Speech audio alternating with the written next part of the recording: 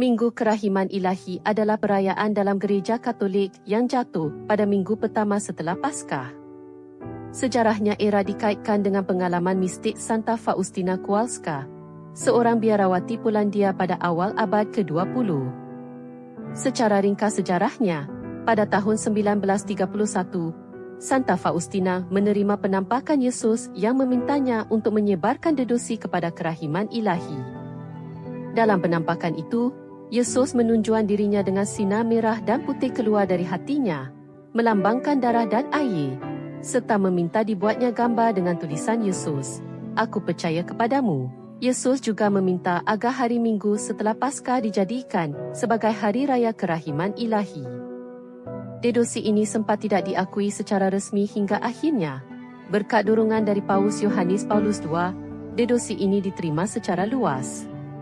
Deduksi kepada kerahiman ilahi sempat tidak diakui secara resmi oleh Gereja Katolik kerana beberapa alasan yang cukup kompleks, terutama berkaitan dengan sikap gereja terhadap pengalaman mistik pribadi. Berikut ini penjelasannya. 1. Kurangnya terjemahan dan dokumentasi yang tepat. Setelah Santa Faustina meninggal pada 1938, catatan harian dan deduksinya belum diterjemahkan secara benar dan lengkap. Ada kesalahan dalam penyampaian isi wahyu Yesus yang menyebabkan kesalahpahaman teologi, terutama soal janji pengampunan penuh pada Minggu Kerahiman. 2. Situasi politik dan gereja di Polandia. Polandia saat itu berada di bawah tekanan Perang Dunia Kedua dan kemudian rejim komunis. Banyak dokumen terkait Faustina disembunyikan atau sukar diakses. Keadaan ini memperlambat proses siasatan rasmi dari gereja.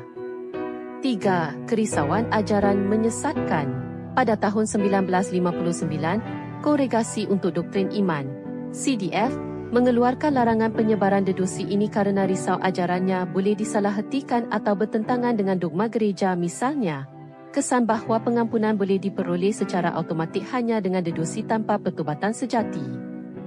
Semua berubah ketika Paus Yohanes Paulus II, yang adalah orang Polandia dan sangat mengenal spiritualitas Santa Faustina, mengangkat kembali deduksi ini. Setelah menyiasat semula dan terjemahan yang benar, CDF mencabut larangan tersebut pada tahun 1978. Akhirnya, pada 30 April 2000, saat kanonisasi Santa Faustina, Paus Yohanes Paulus II menetapkan minggu pertama setelah Paskah sebagai Minggu Kerahiman Ilahi secara resmi dalam kalender liturgi gereja. Minggu ini menekankan pengampunan dosa, belas kasih Allah, dan pengharapan bagi semua orang, terutama para pendosa. Terkait dengan janji Yesus kepada Santa Faustina, siapapun yang menerima komuni dan mengaku dosa pada hari itu akan menerima rahmat pengampunan penuh. Berikut ini kutipan asli dari buku harian Santa Faustina Kowalska, Didin Messi and My Soul, yang berkaitan langsung dengan Minggu Kerahiman Ilahi. Aku menginginkan agar Hari Raya Kerahiman dirayakan secara meriah pada hari Minggu pertama sesudah Paskah. Hari itu adalah hari pengampunan dosa yang besar dan rahmat. Hari itu terbuka bagi semua jiwa, terutama bagi para pendosa. Buku Harian No. 699. Pada hari itu, terbukalah seluruh saluran rahmat ilahi. Jiwa yang mengaku dosa dan menerima komuni kudus akan memperoleh pengampunan penuh atas dosa dan hukuman. Pada hari itu, terbukalah seluruh saluran rahmat Allah. Buku Harian No. 699. Tak satu pun jiwa akan mengalami kedamaian sampai ia berbalik kepada kerahimanku.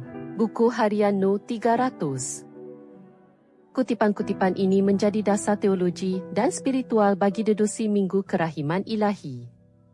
Santa Faustina dari Kowalska, doakanlah kami.